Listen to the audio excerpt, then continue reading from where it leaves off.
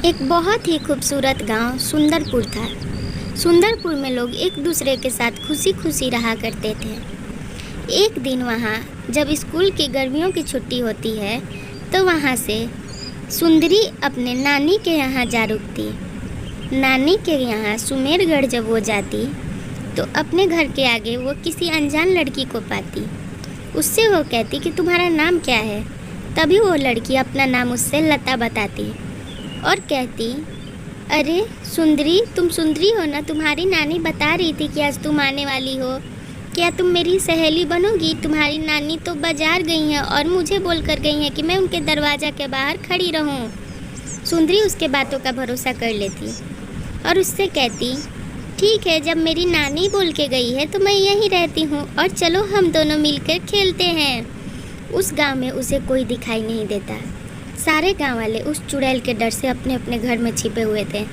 दोपहर के 12 बजे के बाद वो चुड़ैल का तांडव शुरू हो जाता था और रात के 12 बजे के बाद भी कोई गांव से घर से बिल्कुल नहीं निकलता था। एक गोला वाला ठेले पर गोला ले लो चिल्लाते हुए आता है। सुंदरी कहती, क्या मैं ये गोला खा सकती हूँ लता?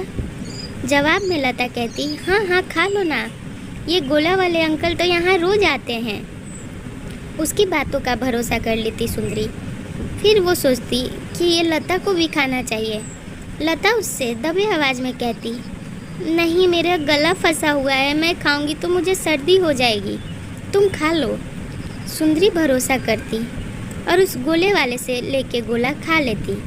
देखते ही देखते वो गायब हो जाती। इधर लता फिर रात को आती और ज़ोर ज़ोर से हंसती।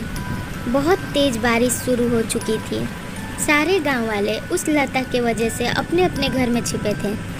सारे गांव वालों को पता था कि उनके गांव में रात ढलने के बाद चुड़ैल निकलती है। अगर उसे कोई शिकार ना मिले तो वो पूरी रात चिल्लाते रह जाती है और किसी को ढूंढती है, चाहे वो इंसान हो या जानवर। जब तक वो किसी को अपना शिकार न बनाए वो बिल्कुल शांत नहीं बैठती। एक दिन वो बारिश में बैठी थी तो उसके सामने एक टुनटुनी चिड़िया आती है। उस चिड़िया को देख के लता कहती, अरे प्यारी चिड़िया, क्या तुम्हें दाना चाहिए? तुम इतनी बारिश में कहाँ भटक रही हो? वो चिड़िया उसकी ओर देखती और कहती, मैं ये सोच रही हूँ कि इतनी बारिश में कोई घर से बाहर नहीं निकल रहा, हम जैसे जानवर और पशु पक्षी भी नहीं।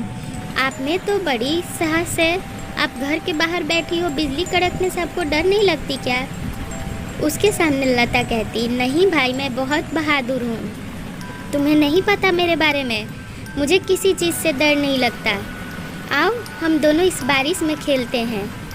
टुनटुनी उसके बातों का भरोसा कर लेती। लता में ये थी, उसे श्राप मिला था कि जब तक कोई अपनी मर्जी से उसके साथ घुल मिल ना जाए वो उसे अपना शिकार नहीं बना सकती। इसलिए वो पहले किसी के सामने अच्छे से बात करती और फिर उन्हें अपना शिकार बनाती।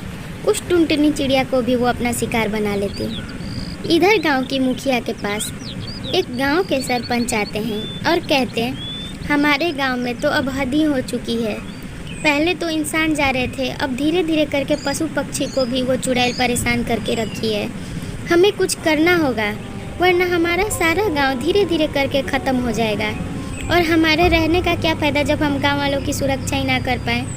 वो लोग आपस में यही बात करते हैं और कहते हैं कि हम लोग इस बार किसी पंडित के पास चलते हैं जो कि उस चुड़ैल को नष्ट कर दे। मुखिया जी तैयार हो जाती हैं और कहती कि मैं ही जाती हूँ पंडित के पास। और वो बात करती हैं तो उन्हें पंडित जी कहते हैं कि आप अगले दिन उस लता चुड़ैल के पास जाना और उसके बातों में आने की नाटक करना। उसको ऐसा यकीन दिलाना कि आपको उसकी बातों पे भरोसा हो चुका है और आप उनकी सहेली बन गई हैं। वैसा करने को वो तैयार हो जाती।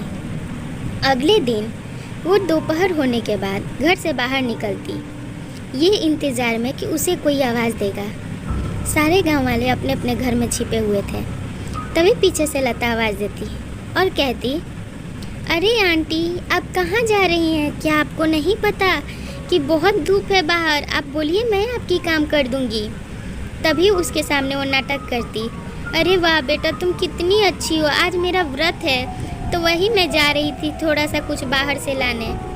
लता उसे चाय बना के देती और कहती, मेरे घर में सारे बर्तन शुद्ध हैं, आप ये चाय पी सकती हो अपने व्रत में, कोई दिक्कत नहीं होगा।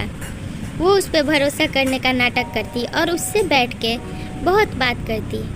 लता मन ही मन खुश हो रही थी कि मुझे मेरा शिकार आज भी मिल गया।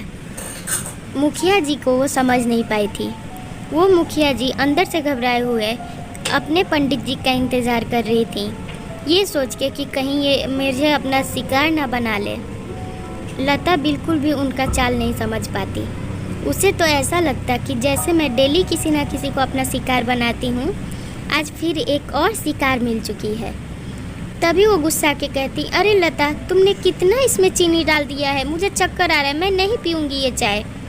तभी लता रोने लगती और कहती, आंटी मैंने इतने प्यार से आपके लिए बनाया, आप प्लीज़ पी लो, ऐसे जिद करने लगती। जब तक वो किसी को अपने हाथों से बनाया कुछ चीज़ खिला पिला ना दे, तब तक वो किसी को शिकार नहीं बना सकती थी।